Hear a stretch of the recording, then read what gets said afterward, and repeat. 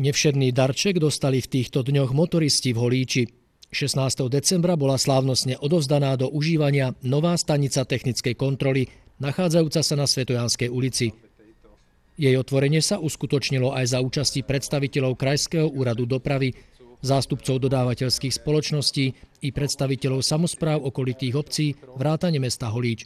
Holíč bol odjak živa už od toho cisársko-tereziánskeho času v 18. storočí vnímaný ako veľká dopravná križovatka. No a taká dopravná križovatka si okrem dopravnej infraštruktúry zaslúži aj takúto stanicu technickej kontroly, ktorá odobruje tie všetky pojazdy, stroje, automobily a technické zariadenia, ktoré sa na týchto našich cestách pohybujú, či sa na nich hýbať môžu, alebo nemôžu.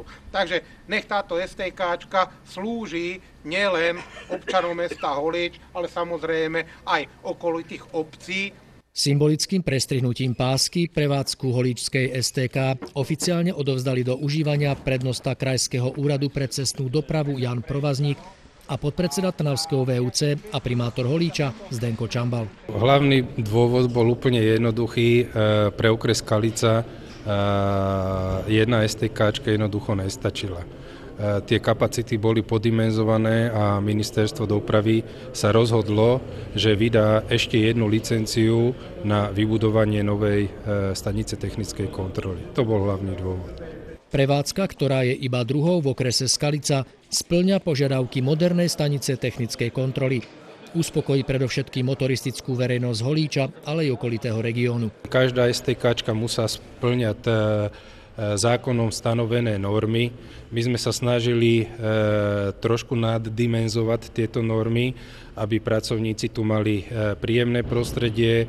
Je o niečo dlhšia tá STKčka, o niečo širšia tá STKčka, jak sú bežné STKčky. No a samozrejme, čo sa týka technológie, tak je tu použitá tá najmodernejšia technológia, ktorá doteraz bola vyrobená. Je toto STKčka skupiny C, čiže je to jedna linka, ktorá je pre všetky typy osobných aut, nákladných aut, traktorov, motorky, autobuse, proste všetká technika, ktorá podlieha kontrole, je možné ju tu vykonať. Okrem prehliadky technického stavu vozidiel je holícka stanica technickej kontroly zároveň aj pracoviskom emisných kontrol. Sme tu vybavení aj na kontroly emisií, robíme kontroly na dízlové auta, na benzínové s katalizátormi a teraz sa pripravujú chlapci na preškolenie aj na plynové auta.